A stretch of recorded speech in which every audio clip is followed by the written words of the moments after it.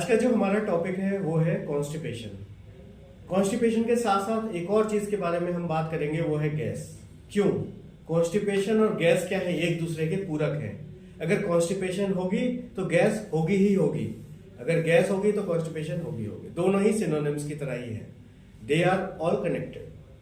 तो ऐसा करके क्यों कहा मैंने?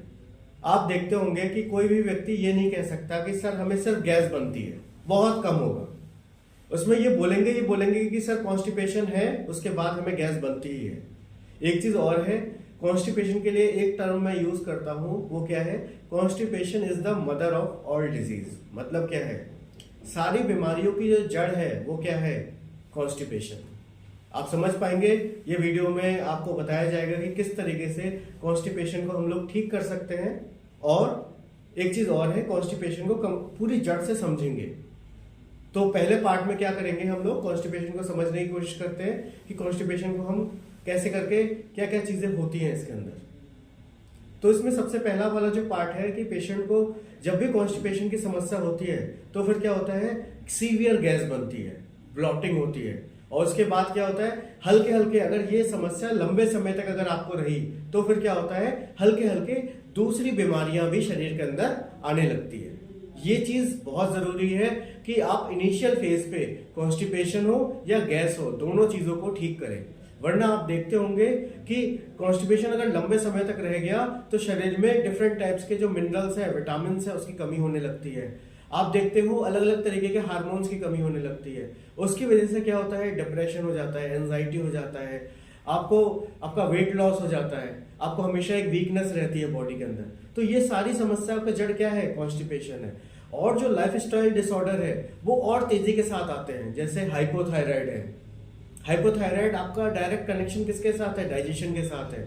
क्यों? क्योंकि इसमें आपका थायराइड ग्लैंड इन्वॉल्व है। थायराइड ग्लैंड को जो चाहिए रॉ मटेरियल वो नहीं मिलता है, इसीलिए आपको हाइपोथायराइड हो जाता है। ऐसे ही दूसरी बीमारियां भी हैं। तो उन बीमारियों को ठीक करने के लिए आपको क्या करना है? सबसे पहले रूट पे ही काम करना है। जैसे मैं आपको एक होम रेमेडी की तरह, आप जो हमेशा यूज करते हैं हम लोग, वो है पानी। लेकिन कहीं ना कहीं पानी का हम लोग सही तरीके से यूज नहीं कर रहे हैं, जिसकी वजह से क्या होता है? आपको या तो कॉन्स्टिपेशन या गैस की समस्या अक्सर बनी रहती है। एक लाइन कहा जाता है पानी के लिए, वो बोलते हैं कि भोजन अंते विषम बारी। मतलब क्या हुआ कि अगर आप भोजन के अंत में पानी पिएंगे तो वो कैसा काम करेगी? विष के समान काम करेगी। ऐसे करके आप समझ सकते हैं कि आपने क्या करा, एक बॉनफायर जलाया, आग जलाया, ठंड का समय है, आपने आग जलाया हाथ तापने के लिए, आपने सारी आग की प्रिपरेशन कर ली, आग जला भी ली, और उसके बाद आग जलने के बाद आपने एक लोटा पानी डाल दिया। तो क्या आप हाथ ताप पाओगे क्या? या जो आपने खाना बनाने के लिए रखा है वो पक पाएगा क्या? ऐसे ही आपके अंदर क्या होता है, जब हम खाना खाते हैं तो जठर अग्नि प्रज्वलित होती है। ठीक है, तो जठर अग्नि जब जलती है तो फिर क्या होता है? आपका डाइजेशन क्या होता है? प्रॉपर तरीके से हो पाता है। ऐसा करके कोई नहीं है कि आग जल रही है अंदर, ऐसा नहीं है। उसके अंदर ऐसे केमिकल्स होते हैं जो आपके डाइजेशन में मदद करते हैं। जब आप पानी पी लेते हो, ऊपर से एक गिलास पानी पी लेते हो या एक लोटा पानी पी लेते हो, तो फिर क्या होता है? यही जो केमिकल जो एक्टिवेटेड फॉर्म में है, ये कैसे हो जाते हैं? डीएक्टिवेट हो जाते हैं। अब जब डीएक्टिवेट हो जाएंगे तो खाना क्या होगा? पचेगा नहीं, खाना क्या होगा? सड़ेगा। अब जब खाना सड़ेगा तो फिर क्या होगा? आपके उससे गैस बनेगी। आपको हमेशा पेट में ऐसा लगेगा कि पेट फूला हुआ रहता है। और फिर उसके बाद क्या होगा? कॉन्स्टिपेशन होगा। आपने देखा होगा जिनको भी गैस की समस्या होती है या कॉन्स्टिपेशन लंबे समय से होती है, उनके खाने के जब पॉटी करते हैं तो उसमें क्या होता है? खाने के टुकड़े आने लगते हैं। तो उसको हम लोग क्या बोल देते हैं? UDF, undigested food particle. तो पानी को हम लोग कैसे यूज कर सकते हैं? एज अ मेडिसिन की तरह आप यूज कर सकते हैं। कैसे? सबसे पहला है कि पानी आपका कैसा होना चाहिए? साफ पानी आप पिए। दूसरा क्या है? आपको एक काम का ध्यान रखना है कि खाना खाने से पहले और खाना खाने के बाद आपको पानी बिल्कुल नहीं पीना है। अगर आप पानी पिएंगे तो आपको पेट की बीमारी से कोई नहीं बचा सकता। शायद आपको अभी नहीं हो रही है, लेकिन वो आपको लॉन्ग रन में वो होगी ही होगी। पहली चीज तो यही है। दूसरी बात क्या है? आपको लगता है सर अगर पानी नहीं पिएंगे, जब प्यास तो लगती है हमें, तो हम क्या करें? तो उसके लिए आप क्या कर सकते हो? पानी की जगह आप उसके अंदर चीनी पानी बना सकते हैं, जैसे चीनी डाल दिया, थोड़ा सा नींबू डाल दिया, थोड़ा नमक। जैसे सादा पानी ना ले, थोड़ा सा आपने चीनी पानी इस तरीके से, नींबू पानी होता है शिकंजी टाइप की आपने बना ली, और उसको आप जैसे रखो, कोशिश करिए जितना कम से कम आप पिए उतना बढ़िया। और वैसे सबसे अच्छा कहा जाता है वो होती है छाछ। छाछ अगर आप खाने के साथ लेते हैं तो उसको आप ले सकते हो, वो आपके डाइजेशन में भी मदद करेगी। पहली चीज ये हो गई। अब क्या है, अब इसके बाद क्या है कि पानी अगर आपको पीना ही है, अगर आप पानी पीना चाहते हैं तो फिर आप क्या कर सकते हैं, खाना खाने के कम से कम 1 घंटे के बाद आप पानी पीजिए। वैसे 40 मिनट बोलते हैं, हम बोलते हैं 1 घंटे के बाद आप पानी पीजिए, ठीक है। तो इस चीज का आपको ध्यान रखना है। और खाना खाने से पहले पीना है तब भी आप 1 घंटे पहले पीजिए। और एक काम और करना है, खाना खाने के बाद आपको वज्र आसन में जरूर बैठना है 10-10 मिनट डेली। पहला ये चीज करनी ही करनी है, वज्र आसन में बैठना ही बैठना है। इससे क्या होगा, जो लेग्स में ब्लड जा रहा है आपके, वो आपके कहाँ जाएगा, सीधे डाइजेस्टिव सिस्टम में जाएगा। और आपका डाइजेशन जो बहुत ज्यादा कमजोर हो गया है वो बहुत ही बढ़िया तरीके से काम करने लगेगा।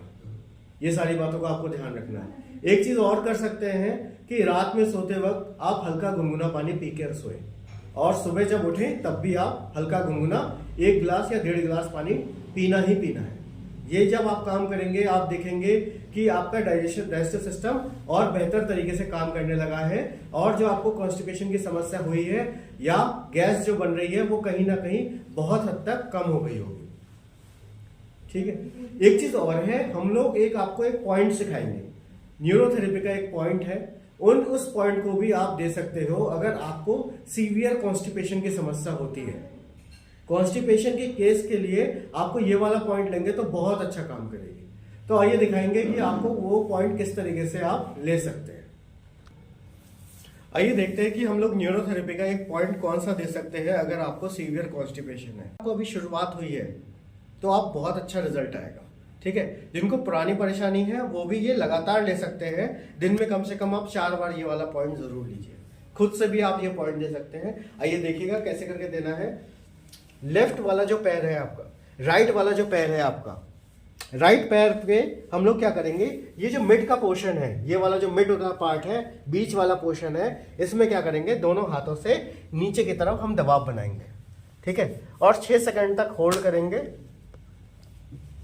6 सेकंड तक होल्ड करेंगे और छोड़ेंगे। ऐसे हमें कितनी बार करना है, 4 कॉन्स्टिपेशन, 4 बार करना है। 2 बार, 3 बार और 4 बार। 4 बार करने के बाद, होल्डिंग बता दीजिएगा, अभी बता रहा हूं, ऊपर देखो। 4 बार करने के बाद आपको क्या करना है, 1 मिनट का ब्रेक देना है इनटू 3 ट्रीटमेंट। जैसे 4 कॉन्स्टिपेशन, ये वाला जो पॉइंट है 4 बार दिया, और इसी को क्या करोगे, 3 बार आपको और देना है। एक चीज का आपको ध्यान रखना है, जब दबा के रखते हैं तो कितने सेकंड के लिए दबाएंगे, 6 सेकंड के लिए दबाएंगे। ये चीज का आपको बहुत ध्यान रखना है। तो एक बार मैं फिर से बता रहा हूं, यहां ध्यान से देखिएगा कि पहली बार ये हो गया, 6 सेकंड का होल्ड करेंगे, छोड़ेंगे, फिर 6 सेकंड का होल्ड करेंगे, छोड़ेंगे, 2 बार हो गया। तीसरी बार 6 सेकंड का होल्ड, छोड़ेंगे, और चौथी बार 6 सेकंड का होल्ड और छोड़ेंगे। ये क्या हो गया, एक सेट हो गया। अब इसी को क्या करना है, 3 बार रिपीट करना है 1-1 मिनट के गैप में। ये चीज आप करिएगा और बताइएगा जरूर कि आपको कैसा आराम लगा। ये जो पॉइंट हमने बताए हैं, इस पॉइंट को डेली आपको क्या करना है, सुबह दोपहर शाम 3 बार आप लीजिए इनटू 3 सेट, ठीक है। और आप 100% ठीक हो सकते हैं। किससे, कॉन्स्टिपेशन से। कॉन्स्टिपेशन ठीक हो गया तो आप देखेंगे कि आपकी जो दूसरी बीमारियां हैं वो भी प्रॉपरली ठीक होने लगी है। एक चीज और है, जिन भी व्यक्तियों को अगर कंडीशन बहुत ज्यादा खराब है, ठीक है, आप घर पे रह के लगता है कि ठीक नहीं होगी सर, तो अगर आप चाहते हैं कि एक बार 1 to 1 बात करना चाहते हैं तो उसके लिए हमने एक छोटी सी फीस रखी है।